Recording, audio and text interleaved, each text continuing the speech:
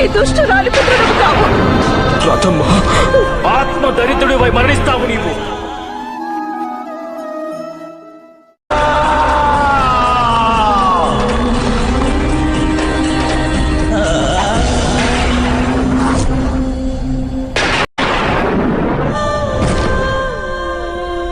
కన్నా, కన్నా, కన్నా. మాత, కన్నా,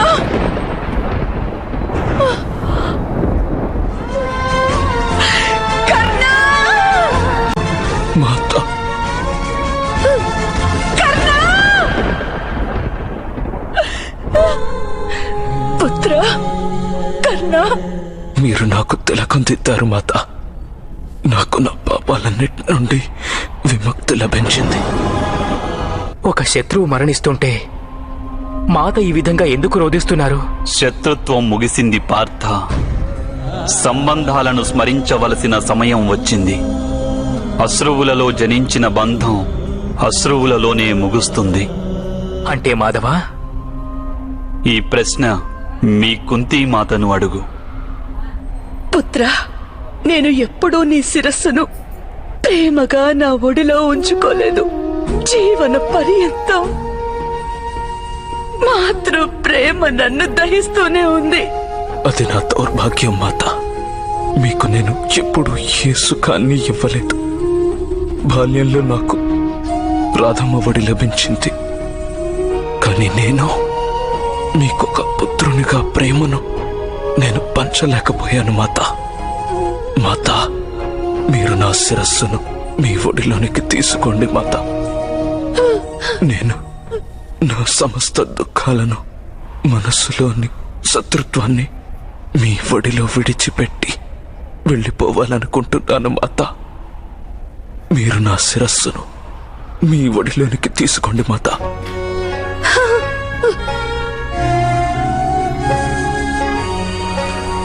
మాత, ఏమిటి మీరు చేస్తున్నది? వాడు మనకు శత్రువు. లేదు భీమా, వీనికి శత్రువు మీ అమ్మే. ఎవరికి తెలుసు ఏ జన్మలో ప్రతీకారం తీర్చుకున్నానో నేను. ఇలా వీడికి భరింపరాని బాధను, జీవితాంతం సంఘర్షణను మిగిల్చాను. మీరు అంగరాజుకు సంఘర్షణను మిగిల్చారా? ఏమిటి మాత మీరంటున్నది? ఈ మహారథి సదా మీ పుత్రుల ముందు శస్త్రాన్ని ఎత్తాడు. మీ పుత్రులతో నిరర్ధకంగా పోటీపడాడితాడు. పుత్రుడు అభిమన్యుని అమానుష్యంగా వధించాడితాడు. మీ పుత్రుడు 5 ప్రాణాలు తీస్తానని శపథం చేశాడితాడు. లేదు నకులా, నా పుత్రులు 5 సజీవంగా ఉంచుతానని శపథం చేశాడు. ఈ కారణంగానే వీడు మీలో ఎవ్వరినీ వధించలేదు. మాత, ఏమిటి మీరంటున్నది? స్పష్టంగా చెప్పండి. పుత్ర యుధిష్ఠిరా. మాత, వద్దు రాజమాత, మౌనంగా ఉండండి. గౌరవం, ప్రతిష్ట, ప్రేమ, సమర్పణ ఇవన్నీ ఇసుకతో నిర్మించిన కోటలు క్షణం మాత్రంలోనే కూలిపోయేవి. మాత, ఇప్పుడు నేను ప్రాణాలు త్యజించేందుకు సిద్ధంగా ఉన్నాను మాత. మీరు మీ గౌరవాన్ని వదులుకుంటే ఏం ప్రాప్తిస్తుంది? అలాగే నాకు మాత్రం ఏం ప్రాప్తిస్తుంది మాత? దైవికంగా జరిగిన ఈ రహస్యాన్ని కాలగర్భంలో కలిసిపోనివ్వండి రాజమాత. లేదు పుత్ర, నీవెప్పుడూ నన్ను ఏ విధంగానూ దండించలేదు. జీవన పర్యంతం నా అపరాధానికి దండనను అనుభవించావు నువ్వు. ఇప్పుడు ఒకవేళ నా పుత్రులు నన్ను అవమానించినా, తిరస్కరించినా, లేక వారు నన్ను దండించినా అది ఇప్పుడు నాకు అంగీకారమే. ఈ ప్రశ్న అడిగేందుకు నా మనస్సు కంపిస్తోంది మాత. కాని ఏమిటా రహస్యం? ఏమిటా అపరాధం? ఎందుకు దండన? వివాహానికి ముందు నేను చేసిన అపరాధం. దుర్వాస మహర్షి నాకు మంత్రోపదేశం చేశారు. కానీ దాని ప్రభావాన్ని పరీక్షించకూడదన్నారు. అలా చేస్తే ఫలితానికి బదులుగా బాధలే ప్రాప్తిస్తాయన్నారు. కానీ విచక్షణ తెలియని వయసు నాది. ఆ మంత్ర ప్రభావాన్ని నేను అర్థం చేసుకోలేదు. మేము అదృశ్యం కాగానే మా తేజంలోని ఒక అంశను బాలుని రూపంలో నీవు పొందగలవు కుంతి. మా పుత్రుడు అజేయుడు కాగలడు కుంతి. సమస్త విశ్వంలో వాడు కర్ణుడనే పేరుతో ప్రఖ్యాతి గడిస్తాడు.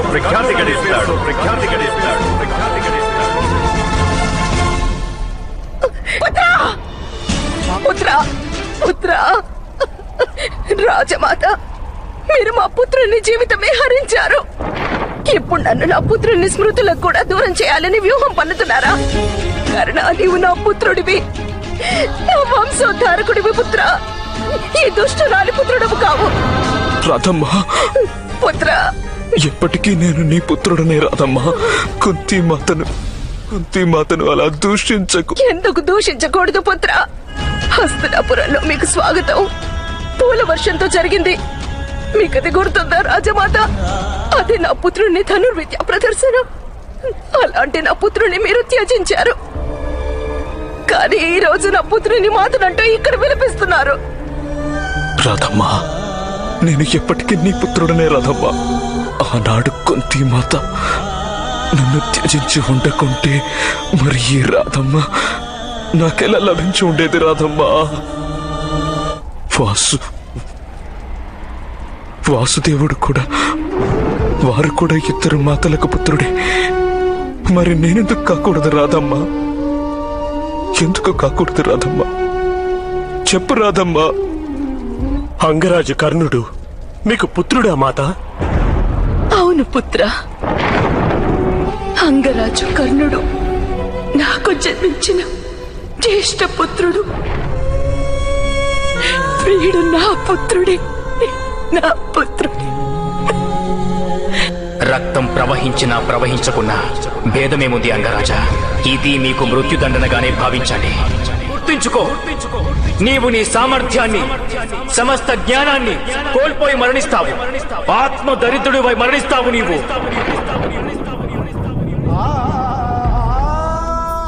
వెళ్ళిపో సూతపుత్ర, మీ పితృదేవుని మాటను మన్నించు. సూతునికి సామర్థ్యం ఉండదన్న వాస్తవం వారికి తెలుసు. మేము త్వరలోనే మీ మృతదేహానికి ప్రణామం చేస్తాము అంగరాజ కర్ణ. ఇంతటి అధర్మాన్ని చేశారా మీరు మాత? దేనినైనా గుప్తంగా ఉంచితే దానిని పాపం అంటారు. నిర్భయంగా ప్రకటిస్తే దానిని పుణ్యమని భావిస్తారు. కాదు, మీరు చేసిన పుణ్యాన్ని గుప్తంగా ఉంచి ఇంతటి పాపాన్ని మూట కట్టుకున్నారు. మా అగ్రజునిగా వారికి చరణ స్పర్శ చేయడానికి మారుగా ఇలా శస్త్రాలతో బాధించే దుస్సాహసం చేశాము మాత. పూజనీయులైన అగ్రజుని జీవన పర్యంతం నేను అవమానించాను. మా శిరస్సుపై ధరించ యోగ్యమైన ఈ రత్నాన్ని ఎప్పుడూ నేను చరణాల వద్ద ఉంచాలని భావించారు. నా చేతులతో నేనెంతటి దుష్కర్మకు పాల్పడ్డాను అగ్రజ. ఎందుకు మాత మీరు మా చేత ఎంతటి పాపాన్ని చేయించారు? ఆ పాపం నేనే చేయించాను ప్రియార్జున. ప్రపంచంలో నేనే శ్రేష్ఠుడని అనిపించుకోవడానికి నాకెంతో ఆనందంగా ఉంది. చిట్ట చివరికి ఈ ప్రపంచంలోనే శ్రేష్ఠునిగా నిరూపించుకున్నాను. నీవు నన్ను వధించడానికి వంచన చేయవలసి వచ్చింది కదా ప్రియ సోదరా. నేను చేసిన ఈ పాపానికి నేను ఏ విధంగా పరిహారం చేసుకోగలను జ్యేష్ఠ సోదరా? ఏ విధంగా పరిహారం చేసుకోగలను? మాతవడిలో తల ఉంచి సేద తీరు ప్రియార్జున. ఇక్కడే అన్ని పాపాలకు విముక్తి లభిస్తుంది. నాకు విముక్తి లభించింది. నా ప్రియ సోదరులారా, మీ అగ్రజునిగా భావించి మీరు నా ఆదేశాన్ని మన్నిస్తారా? మీరు కుంతి మాతను ఎప్పుడు నిందించకండి సోదర అర్జున. నా పుత్రునికి శిక్షణను నీవే ఇవ్వాలి. మీకు నేను వాగ్దానం చేస్తున్నాను జ్యేష్ఠ సోదర, ఏ స్థానం మీకు లభించాలో అది మీ పుత్రునికి లభిస్తుంది. ఇంద్రప్రస్థ సింహాసనంపై మీకు అధికారం ఉంది. అది అవశ్యం మీ పుత్రునికే లభిస్తుంది అగ్రజ. అది మీ పుత్రునికే లభిస్తుంది. ఎప్పుడు పోటీ పడటమే జీవితంలో నేను చేసిన మహాపరాధం సోదర అర్జున. నేను శ్రేష్ఠుణ్ణి, కానీ నీవు ఉత్తముడివి. నీవు సర్వోత్తముడివి నా ప్రియ సోదరా. నీవు సర్వోత్తముడివి. ఇప్పుడు నాకు అంతిమ సంస్కారం నీవే చేయాలి ప్రియ సోదరా. వృషాలి, నీకు జ్ఞాపకం ఉందా వృషాలి?